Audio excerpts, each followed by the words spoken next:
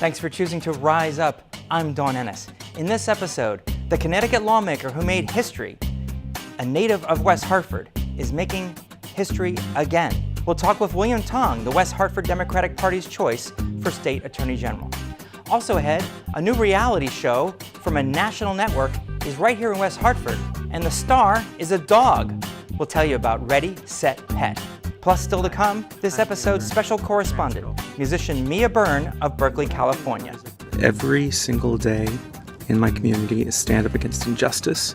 But first, William Tong, House Chairman of the Judiciary Committee in Connecticut State Legislature and Democratic candidate for the job of top lawman. He's battled the NRA and won. He's fought for civil rights and won. And now he's running to be Connecticut's first Asian American constitutional officer. You're not just West Hartford's choice for Democratic candidate of Attorney General. What else have you won? I'm honored. Frankly, West Hartford had a big role to play at the Democratic State Convention, but I am the Democratic endorsed candidate, the Democratic nominee for Attorney General, and I'm also the Working Families Party nominee for Attorney General. And I owe a lot of that to my hometown. Did you know I grew up here? So I went to Quaker Lane Nursery School as a kid, and then went to Whiting Lane, and then I went to the Rembrook School. So I go way back here in West Hartford. And you've seen a lot of changes as West Hartford's become much more diverse, much more progressive. I love the fact that I live in a progressive, diverse neighborhood, an inclusive neighborhood. Yeah.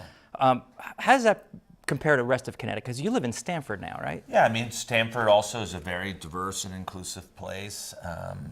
One of the most diverse and inclusive, not just cities in Connecticut, but probably in the nation.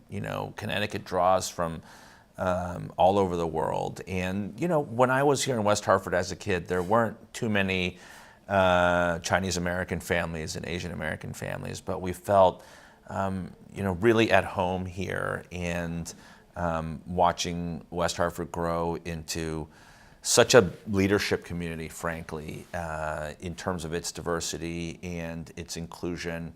It's extraordinarily, I'm very proud, as a West Hartford native to see that happen. Tell me about your roots. You mentioned you're a Chinese American, yeah. Umbrella group Asian American. How has your identity informed your politics and in your role as a assemblyman? I think that growing up as an Asian American, as a Chinese American in West Hartford, I always felt a real sense of being welcomed and belonging in this community. But at the same time, you do have a real distinct sense as a person of color coming from a community of color that you're on the outside looking in. And I think that's partly why I pursued public service and wanted to run for office, because I felt like there were a lot of people like me who didn't feel that we had a seat at the table, that in many ways Asian Americans, even today, are invisible in this conversation about race and equality. Often we're left out of that conversation. And so I felt compelled to speak up and speak for people who feel invisible. And that's just not Asian Americans, right? No, actually, you've been instrumental in some of the more inclusive policies of the state the last 10 years. Tell us about same-sex marriage in Connecticut. Tell us about transgender rights. So marriage equality also has a real West Hartford component to it for me.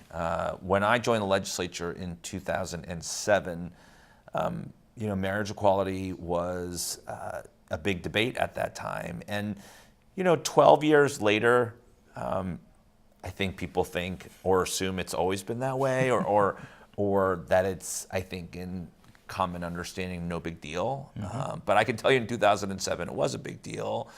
And it was hard for a lot of people, and the far right-wing hate machine was in full gear and attacking people who just wanted what most other people take for granted, which is the right to love and the right to marry. And I'm not sure that I knew that at the outset that I would play an instrumental role, but one night I was with I was sitting next to Beth Bai, state senator from West Hartford, who was at that time my classmate and a state representative, and we were, I don't know, it was 8, 9, 10 o'clock, and we were debating same-sex marriage and a marriage equality law. And in the legislature on the Judiciary Committee, which I'm now chairman of, everybody gets their turn to speak if they want to, and I wasn't planning to speak, but I guess at that moment the issue and the spirit moved me, and I raised my hand, and I was sitting next to Beth, and I said something about how lucky I am to have a loving wife and now three wonderful children, and how I didn't have to think twice about it. And I took off my wedding ring, and I said, I get to wear this wedding ring, and but should I wear it if others don't have the same right and opportunity to do the same? Wow. And I took it off and I threw it on the table, and that was just a impulsive moment, but that's how I felt at that moment, that it wasn't right that I should be able to wear a wedding ring when others could not. What did your wife think of that? Yeah, she was like, "Don't lose that thing." I was gonna say. It was like rolling around the table. I don't know if I would be able to be so bold. Well, I remember Beth was like, "Whoa." Well, it's an important metaphor as well as not just a symbol, but it was how you felt about the issue. It was how I felt, and then what ended up happening after that was the two chairs of the Judiciary Committee were at that time State Senator Andrew McDonald, now Justice McDonald of Stamford, and Andrew and I are very close, and he's like a brother, big brother to me. And State Representative Mike Lawler of East Haven was the House chair, both gay men. Mm-hmm. And so I don't know if it was that year or the year after, but as the debate progressed, they asked others, and specifically me, to help take the lead. As an ally. As an ally, but also as a different voice, as a heterosexual man from a minority community. I had a different perspective than the two gay males that led our committee. And so it just worked out strategically from a advocacy standpoint to have me take the lead. And in a couple of key Judiciary Committee hearings, they asked me to take the lead against the Family Institute of Connecticut and the right wing that was very much opposed to marriage equality. And so I'm proud to say that we're well beyond that now, and proud that my early work as a legislator contributed to that success. It got a lot harder with transgendered rights, to be honest. Transgender rights, it's still a battle. It's still a battle. It was a battle when we finally did it in 2012 or 13. 2013, I think yeah, it was, something in there. Same year I came out, actually. Yeah. and it was a hard time for the legislature, and I'm sure, it was a struggle. And it continues to be a struggle. But Connecticut leads the way again. Connecticut leads the way. I'll be candid. I think a lot of legislators had a lot of learning and understanding to do. And I think a lot of folks struggled with it. And when we first debated the transgendered rights bill before 2013, it happened for a couple of years. Absolutely. I think a lot of us, me included, didn't have the tools to sort of process what people were going through. We didn't have the understanding or the relationships with transgendered folks in our communities because people were still hiding, very much right? so. And it was a conversation that people were struggling to have. So I remembered after one meeting, I left the Capitol and I was driving down Elm Street and I hit that rotary before you get on 91. And it was after a hearing on the transgendered rights bill, and State Senator Andrew McDonald called me. And so I picked up, and as I said, we're very close. And he said, "William, how you doing?" I said, "I'm great." And he said, "I got a sense that you were struggling in there, And I said, yeah, I'm working through it, but it's something that's new to me and it's challenging, and I'm trying to understand where people are coming from. And, we were just learning about gender dysphoria for the first time. And so I was honest with him. I said, yeah, it's not easy. And he said, I know it's not easy. And he admitted that as a gay man, this was something that he had to, engage and understand about what transgendered people go through. Because it is different. It's different. It's totally different. You can't just assume that one experience is transferable to the other. One is gender identity, or what's between your ears. The other is what's between your legs. Sexual orientation. They're different aspects of the rainbow. But what was so, I'll never forget this. So I said to him, so Andrew, how do you look at this? How do you sort through it? And he said, William, I think you just have to ask yourself a basic question. He said, you have to ask yourself, as a legislator, are you in the business of discriminating against people? Wow. And I said, wow. Nope. And he said, there you have it. It's so simple, really, when you think about it. When you think about it. Oh, yeah. I mean, as the first, potentially the first Asian American constitutional officer, remember, I'm also, before I get to that point, if I do, I'm the first Asian American nominated by any party to run for constitutional office, I think major or otherwise. And, it's hard. It's hard. People, they need to work through it, because sometimes you're not what they expect to see, right? And they have an idealized notion in their heads about what this person ought to look like, what that person ought to look like, what a U.S. Senator ought to look like, what a television news host ought to look like, what an Attorney General ought to look like. And, Tell me about it. And you've got to, if you don't look like what they expect, then you got some work to do. I think, and I think this is true about all people that come from minority communities, whether they come from a minority community based on gender identity or a minority community based on race or religion or ethnicity. I think it's really important to engage who you are and to talk about who you are and to share that with people. And the reason why is because when you do that, you find that you have so much more in common with people than you think.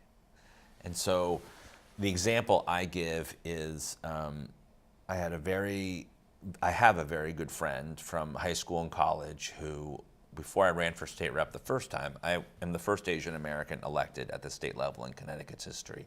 So before I did, nobody who looks like me had ever been in the legislature. Very few of us have probably ever taken the tour in the legislature. And he said, William, your wife is not Chinese, she's white. Maybe you should take her name. Oh. And I said, Pete, he's Asian. I said, Pete, what do you mean? He's like, well, you're running in a conservative district in Connecticut, not a lot of Asian Americans. Why don't you go run as William Hotchkiss? That would have been different. And I said, Pete, why would I do that? And he said, maybe that way you can hide the fact that you're Asian. And I said, Pete, look at me. I'm quite sure they know. Surprise! Surprise! So I'm quite sure they know. And that experience, that sort of like parable, I guess, of in my life, that stuck with me. And it always reminds me that, when I talk to, someone, African-American person, or, a Hispanic person, Latino person, or frankly, just someone who, this term, I don't love this term, but white ethnic, somebody, Italian or Irish, we start talking about our backgrounds, and invariably it leads to, yes, my father, my grandfather was an immigrant. They came here with nothing, same as me. They worked as masons or in a restaurant, same as me. Yeah, right. And so if you go straight for who you are and don't hide from it or run from it and just remember who you are and where you came from, I think that's that's sort of purest form of like diversity and inclusion. Tell me about your battle with the NRA. And the reason I'm bringing this up is because right now across America, teenagers from Parkland High in Florida are on their March for Change tour of the country. I met Emma Gonzalez last month, and they're looking for support.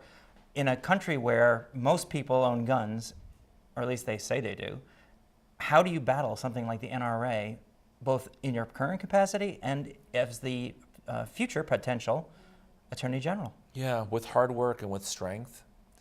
And, you know, you have to be forceful and make every argument, do your homework. And I've done that for 12 years. And we're just doing it today, frankly, because people will be able to download blueprints for making 3D printed guns out of plastic using a 3D printer. It's undetectable by airport Scary. security. It is legal, and you can basically print one at home, Yeah. and no one will know. There's no license, there's nothing. Yeah, which is why I introduced a bill this year, wrote a law that passed the Judiciary Committee, didn't get passed in General Assembly, but a ban on ghost guns, which would include 3D printed guns. I wrote and passed the law that is now the law to ban bump stocks here in Connecticut just this year. We did one, but not the other. But let's be clear, you're not against the Second Amendment, are you? No. Do you want to repeal the Second Amendment? No, and what I in many ways remind people of is the Supreme Court's decision in the McDonald case and the Heller case, both written by two of the most conservative justices in recent history, one by Scalia, one by Alito. And both of those cases stand for the proposition that, yes, in the court's opinion at that time, there's a personal right to handgun ownership, which had not been established yet under the Second Amendment by the Supreme Court. But they also say this decision doesn't mean that states can't enact common sense gun laws and common sense restrictions to keep their citizens safe under a proper exercise of the police power under the U.S. Constitution. So that's all we're saying. We're saying common sense gun laws to keep people safe. And over my 12 years, I've taken on the NRA at least 4 times, and we've been successful every time. I wrote the Lost and Stolen Firearms Bill in 2007, which was about gun trafficking. I was part of the team that did the post-Sandy Hook reforms. And then I did the bump stock ban this year, but I'm most proud of the domestic violence gun law, which I wrote and passed in 2015, which takes guns out of the hands of domestic abusers. And every time, look, taking on the NRA is really difficult. They're everywhere. And they have deep pockets. They have deep pockets, but they're in every community, in every district across the state in this country. It's not like they're in one part of the state and not the other. No, they're pervasive. They're pervasive. And their supporters will say, William Tong wants to take your guns away. No, I don't. I mean, I asked a guy once who was testifying against the domestic violence gun law. I asked him point blank, are you married? And he said, yes. And I said, do you beat your wife? And he said, no. And he then made some crack about how if he did, she'd kill him or something like that. But, and I said, well, when I was a kid, I was taught as a young boy not to hit women, okay? And that was not something a man should do or a young man should do. And this was inculcated in me as a child, and he agreed with me.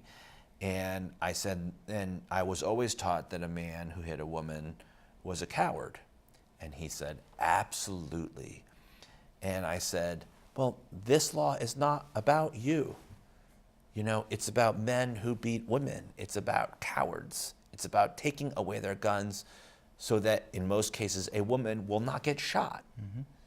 And he had no response to that because, at the end of the day, he understands, and a lot of gun owners understand, these laws that we're passing, they're about keeping families safe, and they're not about law-abiding gun owners. They're about people that do harm to others, and they're about lawbreakers. And speaking of the law, tell me, what's your message for voters? Because the primary is coming up. Why would they choose you over either a Republican or some of the others who are still trying to get that job of Attorney General? Well, I think it's two things. One is, I think a lot of people in the age of Trump feel like they have a target on their backs. You know, if you're a woman, if you're a Connecticut taxpayer, right, with this tax plan that so targets Connecticut, if you're a member of a labor union, if you're an immigrant, I think so many of us feel like the president and Republicans have declared war on us and our families. And I feel that, you know, very deeply as the son of immigrants who came to West Hartford, you know, to start our lives, that this is a moment in which so many of us are under attack, and that we are a firewall, and that the Attorney General is the firewall. And that's why I feel compelled to run. But I think on the merits, the reason why I'm the Democratic nominee and the Working Families Party nominee is because I think people recognize that I'm most qualified to do the whole job of being Attorney General. And being Attorney General is often misunderstood what the job entails. You know, the Attorney General is a leader of a major state agency of 200 lawyers and investigators and staff. And as the House Chairman of the Judiciary Committee, I'm most prepared tomorrow to lead a major state agency and to do that, but also to do the kind of legal work that the Attorney General does, which is major civil litigation. You know, those cases against big tobacco and the pharmaceutical companies, big banks, those are big civil cases, and I'm the only candidate who's done that kind of work. The AG is not a prosecutor. As you know, that's the state's attorney. The other thing that I think is really important to recognize is that, and Dick Blumenthal and George Jepson understood this, it's not just your job to practice the law, it's also your job to change it. So when, for example, we have this 3D printing gun problem, you know, suing the federal government, which George Jepson has done, is an option, but that's a hard road. You know, and sometimes the courtroom doesn't provide an answer. A lot of these fights don't line up neatly. You know, transgendered rights, for example, you have to have a good plaintiff and a good case, right? And it doesn't always neatly line up in front of judges and juries in a courtroom. So what's the answer? You can't just throw up your hands and say there's nothing we can do about it. The answer is to use the bully pulpit of the Attorney General's office to push the legislature to pass a law respecting transgendered rights, right? And it worked. To pass a law outlawing ghost guns and 3D printed guns. In the time we have left, you brought up income tax. The biggest issue that's going on the governor's race is, should there be an income tax in Connecticut? Yes or no? Well, yes, I believe in a progressive income tax. I think most people do, to be honest. How else are you going to pay for stuff? And I think that this debate is one of the sillier debates, because there's just no way that Mark Boughton or what's his name, Stefanowski, could ever eliminate the income tax, Bob Stefanowski. You can't take that money out of the system. How else will you pay for roads and bridges and schools and fire and police? It's just, that's, you know, basically so unreasonable as to be frivolous. But the second thing I'll say is just listen to like David Stemmerman, who's running for governor on the Republican side. He thinks it's ludicrous too. So that's just the kind of, I guess it's red meat for the Republican base, but it is so baseless and so frivolous that I think even the Republican base sees it as a non-starter. Thank you, William Tong. Wish you luck. And remember, voters and viewers, if you're not a voter, register to vote. The primary in West Hartford, and is it all of Connecticut? Yeah, all August of Connecticut. 14th, everywhere in Connecticut, August 14th. So get out and vote and rise up. Thank you, William. Thank you, Dawn. Now, this month's special correspondent is Mia Bern, a bassist from Berkeley, California. Hello, Mia. Hi, I'm Mia Bern, and I'm a trans girl from Berkeley, California. And what I'm doing to rise up every single day in my community is stand up against injustice. Wherever I see it, whether it's somebody messing with somebody passed out on the sidewalk or giving that person on the sidewalk, if they're cold, a blanket. I keep those in the trunk of my car. Or seeing a friend who's in need, bringing them macaroni and cheese. Being trans in America is really hard, even in a city like Berkeley and the greater San Francisco Bay. I love my life here, but there's no end of pain and heartbreak, and I'm constantly fighting bureaucracy. I'm trying to help set precedent for other trans people with the fights that I have with my insurance company. Just even going to the doctor and walking down the street, I'm out and I'm open about it. And every day is a fight for myself. In fighting for my own life and my own rights, I have to stand up for those like me and those who are also marginalized by whatever identity or label. It's a hard world. We all know that. I'm an artist and primarily musician, and I talk about topical issues in my music, and that's a really big deal for me. Art is a really big deal for me. I believe that art can be used and should be used as a tool and as an anchor for community, a tool for outreach, a tool for agitating people who really need to get pissed off, and as a place of safety.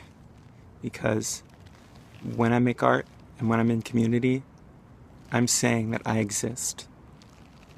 And I want other people to feel that way and get that love. And so that's why I rise up. Thanks, Mia.